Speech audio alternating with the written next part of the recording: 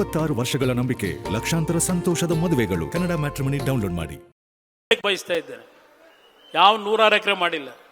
ಯಾವ red zone ಅಂತ ಹೇಳ್ತೀರಿ, ರೆಡ್ ಝೋನು. ಆ ರೆಡ್ ಝೋನ್ ಆದ್ಮೇಲೂ ಭೂಮಿ ಖರೀದಿ ಆಗಿಲ್ವಾ ಅಲ್ಲಿ? ಬೆಂಗಳೂರಿನವರು 60 ಜನ ಬಂದು ಭೂಮಿ ಖರೀದಿ ಮಾಡಿಲ್ವಾ ಅಲ್ಲಿ? ಇವತ್ತು ಈ ಒಂದು ಪ್ರಾಜೆಕ್ಟ್ ಬೇಕು ಅಂತ ಹೇಳ್ತಿರ್ತಕ್ಕಂಥ ಹಸು ಇಟ್ಕೊಂಡು ಹಾಲು ಕರೆಯತಕ್ಕಂಥ, ಆ ತೆಂಗಿನ ಗಿಡ ಇಟ್ಕೊಂಡು ಜೀವನ ಮಾಡ್ತಕ್ಕಂಥ, ಬಾಳೆ ರೇಷ್ಮೆ ಬೆಳೆದಂತ ತಗೊಳ್ಳಿ ಅಂತ ಹೇಳ್ತಾ ಇಲ್ಲ. ಯಾವ ಬೆಂಗಳೂರಿನಿಂದ ಬಂದು ಕೆಲವರಲ್ಲಿ ಭೂಮಿ ಖರೀದಿ ಮಾಡಿದ್ದಾರೆ, ಅವರಿಗೆ ಈ ಪ್ರಾಜೆಕ್ಟ್ ಬೇಕಾಗಿದೆ. ಅಲ್ಲಿ 50-100 ವರ್ಷದಿಂದ ಬದುಕಿರ್ತಕ್ಕಂಥ ರೈತರಿಗೆಲ್ಲಪ್ಪ ಬೇಕಾಗಿರೋದು ಈ ಪ್ರಾಜೆಕ್ಟು. ವಿಧಾನಸಭೆ ಕಲಾಪದಲ್ಲಿ ಏನೇನು ಚರ್ಚೆ ಮಾಡಿದಿರಿ? ಇದೇ ಮಲ್ಲಿಕಾರ್ಜುನ್ ಖರ್ಗೆ, ಧರ್ಮ್ ಸಿಂಗ್, ಸಿದ್ದರಾಮಯ್ಯ, ಮಾಧುಸ್ವಾಮಿ, ಶ್ರೀರಾಮರೆಡ್ಡಿ, ಇದೇ ಶಿವಕುಮಾರ್ ಏನೇನು ಭಾಷಣ ಮಾಡಿದ್ದೀರಿ ವಿಧಾನಸಭೆ ಕಲಾಪದಲ್ಲಿ? 2007 ಮತ್ತು ಆಗಸ್ಟ್ ತಿಂಗಳಿನಲ್ಲಿ ತೆಗೆದು ನೋಡಿ ಒಂದು ಬಾರಿ. ಕೊನೆಗೆ ಏನು ಹೇಳಿದ್ದೆ ನಾನು? ನನ್ನನ್ನು ರಾಜಕೀಯವಾಗಿ ಜನ್ಮ ಕೊಟ್ಟಂತಹ ಪುಣ್ಯಾತ್ಮ ತಂದೆ ತಾಯಂದರಿಗೆ ನೋವನ್ನು ಕೊಟ್ಟು ಈ ಪ್ರಾಜೆಕ್ಟ್ ಅನ್ನು ಮುಂದುವರಿಸ್ತಕ್ಕಂಥ ಪ್ರಶ್ನೆ ಇಲ್ಲ, ನಿಲ್ಲಿಸ್ತೀನಿ ಅಂತಕ್ಕಂಥ ಮಾತು ಹೇಳಿದೆ ನಾನು. ಅದು ಒಂದು ಪ್ರಪೋಸಲ್ ಯಾತಿಗೆ ತಂದು ಬೆಂಗಳೂರಿನ ಒತ್ತಡ, ಈ ನೈಸ್ ಕಂಪನಿ ಹಾಕಿರೋ ದೋಖ, ಇದೆಲ್ಲದರ ಹಿನ್ನೆಲೆಯಲ್ಲಿ ಬೆಂಗಳೂರು ಸುತ್ತಮುತ್ತ ಟೌನ್ಶಿಪ್ನ ಮಾಡಿದ್ದು ನಿಜ.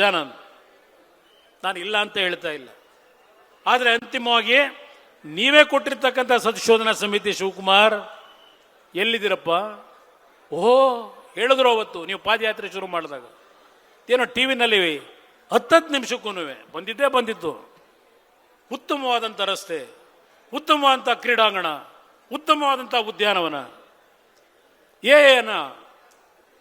ಏನು ಸೆಂಟರು, ಭಾಷಣ ಟಿ ವಿನಲ್ಲಿ. ನೀವು ಪಾದಯಾತ್ರೆ ಶುರು ಮಾಡಿದ ತಕ್ಷಣ ಉತ್ತಮವಾದಂಥ ಕ್ರೀಡಾಂಗಣ, ಉತ್ತಮವಾದಂಥ ರಸ್ತೆ, ನಿಮ್ಮ ಯೋಗ್ಯತೆಗೆ ಬೆಂಗಳೂರು ನಗರ ಕುಲುಗೆಡಿಸಿದರು. 5 ವರ್ಷದ ಕಾಂಗ್ರೆಸ್ ಸರ್ಕಾರ ಈ ರಾಜ್ಯದಲ್ಲಿ ಕುಲುಗೆಡಿಸಿರ್ತಕ್ಕಂಥ. ನಾನು 20 ತಿಂಗಳು ಮುಖ್ಯಮಂತ್ರಿ ಆದಾಗ ಹಲವಾರು ಯೋಜನೆಗಳಿಗೆ ತೀರ್ಮಾನ ತೆಗೆದುಕೊಂಡಿದ್ದೆ. ಯಾವ ಪೆರಿಫೆರಿಯಲ್ ರಿಂಗ್ ರೋಡು ಇವತ್ತು 28,000 ಕೋಟಿಗೆ ಎಲ್ಲೆಲ್ಲಿ ಸಾಲ ಮಾಡ್ಕೊಂಡು ಕೂತಿದ್ದೀರಿ. ಯಾರ್ಯಾರ ಕಮಿಷನ್ ತಗೊಳ್ಳಿಕ್ಕೆ ಆ ಯೋಜನೆ ಬೇಕು ಅಂತ ಹೊರಟಿದ್ದೀರಿ. ಕೇವಲ 3,000 ಕೋಟಿಲಿ ಮುಗಿದು ಹೋಗೋದು ಅವತ್ತು ರಸ್ತೆ.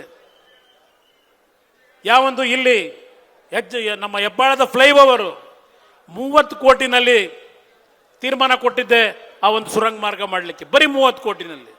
ಇವತ್ತು 9,000 ಕೋಟಿ.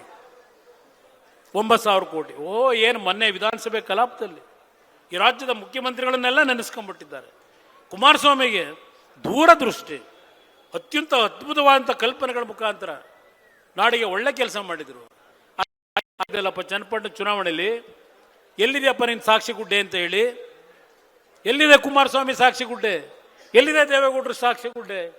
ಭಾಷಣ ಮಾಡಿದ್ರಲ್ಲಪ್ಪ. ಈ ಕುಮಾರಸ್ವಾಮಿ ಸಾಕ್ಷಿ ಗುಡ್ಡೆ ಕಾಣಿಸ್ತಾ ಇದೆಯಾ ನಿಮಗೆ ಈಗ? ಅದರಿಂದ ಇವತ್ತು ಯಾವ ಹೋರಾಟ ಇವತ್ತು ನಮ್ಮ ರಾಜ್ಯದ, ನಮ್ಮ ದೇಶದ ಒಕ್ಕೂಟದ ವ್ಯವಸ್ಥೆಯಲ್ಲಿ ಅಂತಿಮವಾಗಿ ನ್ಯಾಯಾಲಯದಲ್ಲೇ ತೀರ್ಪು ಸಿಗಬೇಕು. ಯಾವ ನೈಸ್ನ ಅಕ್ರಮಗಳು 30 ವರ್ಷದಿಂದ ಏನು ಮಾಡ್ಕೊಂಡ್ಬಂದಿದ್ದ, ಇವತ್ತು ಅಂತಿಮವಾಗಿ ತೀರ್ಪೇನು ಕೊಟ್ಟಿದ್ದಾರೆ, ಅದು ದೇವೇಗೌಡರ ಹೋರಾಟದ ಫಲ ಇವತ್ತು ನಾವು ಕಾಣ್ತಾ ಇದ್ದೇವೆ. ಯಾತಕ್ಕೆ ನಿಮ್ಮ ಸರ್ಕಾರ ಇನ್ನೂ 1 ತಿಂಗಳಾದರೂ ಈ ಒಂದು ಅಕ್ರಮವಾಗಿ ಮಾಡ್ತಾ ಇರತಕ್ಕಂಥ ಯೋಜನೆಯನ್ನು ನಿಲ್ಲಿಸ್ತಾ ಇಲ್ಲ? ಯಾರ್ರೀ ಶಿವಕುಮಾರ್? ಎಂಟೈರ್ ಪ್ರಾಜೆಕ್ಟ್ನ ಯಾರಪ್ಪ ಹೊರಟಿರೋದು? ನಾನು ಹೊರಟಿದ್ದೀನ? ಆ ನೈಸ್ನ ಭೂಮಿಗಳನ್ನ ರೈತರಿಂದ ನೈಸ್ ಹೆಸರಿನಲ್ಲಿ, ಆ BMIC ಹೆಸರಿನಲ್ಲಿ ಲೂಟಿ ಅದನ್ನು ಎಲ್ಲ ಟೇಕ್ ಓವರ್ ಮಾಡಬೇಕು. ಇಲ್ಲ ನಿನ್ನ ಬೇನಾಮಿ ಕಂಪನಿಗಳು ನನಗೆ ಹೇಳ್ತಾರೆ, ಬೇನಾಮಿ ಕಂಪನಿ ತನ್ರಪ್ಪ ನೋಡೋಣ. ಅದು ಯಾವ, ಎಲ್ಲಿದೆ ಬೇನಾಮಿ ಕಂಪನಿ? ಬರೀ ಬಾಯಿ ಚಪ್ಪಲಿಕ್ಕೆ ಮಾತಾಡಬೇಡಿ. ಇದೇ ನಿಮ್ಮ ಮಾಜಿ ಶಾಸಕ, ಈಗಿನ ಮಂತ್ರಿ, ನನ್ನ ಪಕ್ಷದಿಂದಲೇ 3 ಬಾರಿ ಆಯ್ಕೆಯಾಗಿದ್ದು. ನನ್ನ ಜೊತೆನಲ್ಲಿ 15 ವರ್ಷ ಅನ್ನ ತಿಂದಿದ್ದಾನೆ, ಜೊತೆಯಲ್ಲಿ ತಿಂದಿದ್ದೇವೆ. ಆತ್ಮ ಮುಟ್ಕೊಂಡು ಹೇಳು, ನಾನು ಕಾನೂನು ಬಾಹಿರವಾಗಿ ಎಂದು ಸಹ ನಾನು ಅಧಿಕಾರದಲ್ಲಿ ನಮ್ಮಪ್ಪ ಕಲಿಸ್ಕೊಟ್ಟಿರ್ತಕ್ಕಂಥದ್ದು, ಸರ್ಕಾರದ ಕೆಲಸ ಮಾಡಬೇಕಾದರೆ, ರುಜುವು ಹಾಕಬೇಕಾದರೆ ಅದನ್ನು ದುಡ್ಡಿಗಿಡಬೇಡ, ಮಾರಾಟಕ್ಕೆ ಇಡಬೇಡ ಅನ್ನೋದನ್ನ ನಮ್ಮಪ್ಪ ಕಲಿಸೋರಪ್ಪ. ನಿಮ್ಮ ಅಪ್ಪ ಕೆಂಪೇಗೌಡರು, ಹೆಸರು ಕೆಂಪೇಗೌಡರು, ಅವ್ರೇನು ಕಲಿಸ್ಕೊಟ್ಟವ್ರು ಸ್ವಲ್ಪ ಹೇಳ್ತೀಯಪ್ಪ. ಮುಖ್ಯಮಂತ್ರಿಯಾಗಿ ಏನು ಕೆಲಸ ಮಾಡಿ, ಏನೀಗ ಆ ನಯ ವಿನಯತೆ, ಅಯ್ಯೋ ಅಯ್ಯೋ ಅಯ್ಯೋ, ಆ ದೇವರು ಹೇಳೋದೇನು ಶ್ಲೋಕಗಳು ನೋಡ್ಬಿಟ್ರೆ ಏನಪ್ಪ ಇಷ್ಟು ಬದಲಾವಣೆನ? ಯಾರಾದ್ರೂ ಜನ ಏನು ಇಷ್ಟು ಬದಲಾವಣೆ ಆದವರಲ್ಲ ಅನ್ಕ, ಬದಲಾವಣೆ ಆಗಕ್ಕೆ ಸಾಧ್ಯ ಇಲ್ಲ. ಅತಿ ವಿನಯಂ ಧೂರ್ತ ಲಕ್ಷಣಂ ಹೇಳಿದ್ದೀನಿ, ನಾನು ಹೇಳಿದ್ದೀನಿ. ಇದನ್ನು ಚರ್ಚೆ ಮಾಡಕ್ಕೆ ಸಿದ್ಧ ಇದ್ದೇನೆ. 26 ವರ್ಷಗಳ ನಂಬಿಕೆ, ಲಕ್ಷಾಂತರ ಸಂತೋಷದ ಮದುವೆಗಳು. ಕನ್ನಡ ಮ್ಯಾಟ್ರಿಮನಿ ಡೌನ್ಲೋಡ್ ಮಾಡಿ.